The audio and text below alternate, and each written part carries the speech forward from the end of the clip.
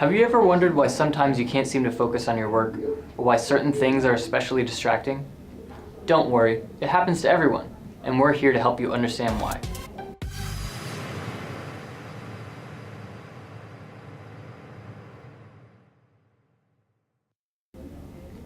Being easily distractible is related to your ability to pay attention. We know this intuitively, but what's really going on here psychologically? Scientists have been asking this question for years, and their research has shed some light on this answer. When we can't focus, it's often because there are other things around that distract us. They interfere with our ability to concentrate on what we're trying to do. But the idea of cognitive interference can get a little vague when we're just talking in generalities. So to demonstrate the effect on attention, my partner and I are going to use a real psychological test to show you just how pesky interference can be. Anton, how's it going? I'm well. I'm ready to rock this test. Nice. Well, you're going to be doing something called the Stroop interference task, originally designed by and published by John Ridley Stroop in 1935.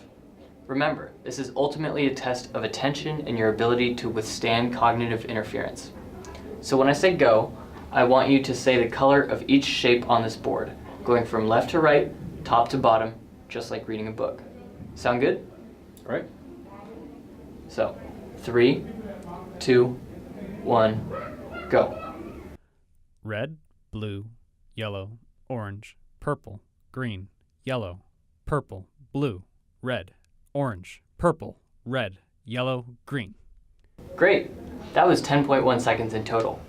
Now I want you to do the exact same thing for this next board, but just a little warning, it's a little different from the first. All right. I'm ready. 3, 2, 1, go. Blue, orange, green, red, yellow, green, purple, red, green, red, blue, yellow, orange, purple, yellow, orange. 12.8 seconds total for that second board. How did it feel compared to the first? Oh, it was harder for sure. Well, let's take a look at the data to see how you really did. As you can see while Anton was doing the task, the time he took between saying each shape was 0.34 seconds on average, compared to 0.53 seconds for each word. This increased time for each item on the second board is something researchers call cost, and it's due to increased effortful processes in your prefrontal cortex that you're using to perform the task. Anton's results match what John Stroop himself observed in his first published study of the test. If you try for yourself, you'll find that the task is a lot more confusing when you're reading off the words and not the shapes. But what's going on here? The Stroop interference task is helpful in framing the concept of attention because it's so simple. On the first board with the shapes, there's nothing else to focus on other than what you're supposed to do. The shape of the image isn't related to perceiving and interpreting its color. But when you're looking at the second board, the task becomes more difficult because the shape of the image, the letters, interfere with the interpretation of the color by bringing to mind a different one. Said more simply, you want to name the color you read instead of the one you see. The color you see is interfering and drawing your attention away. And this can be observed quantitatively by the increased cost on the second Stroop board.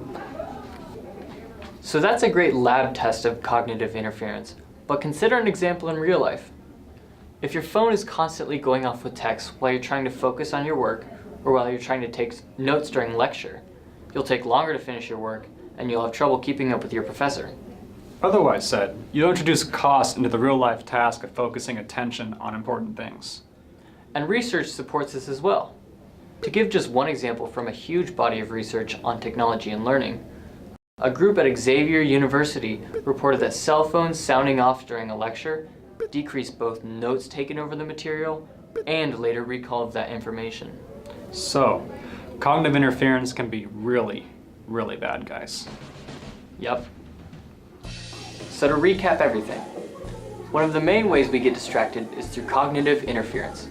We saw from our Stroop task results that it's really hard to focus attention on what we're supposed to do when the interfering stimuli are similar to the information that we're focused with. In the same vein, research shows that the interfering stimulus of a cell phone ring can have detrimental effects on listening to and remembering lecture material.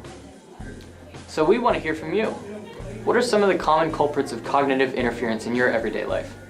Leave a comment below and let us know what you think. But whatever you do, don't get distracted. I'm Jack. And I'm Anton. Thanks for watching.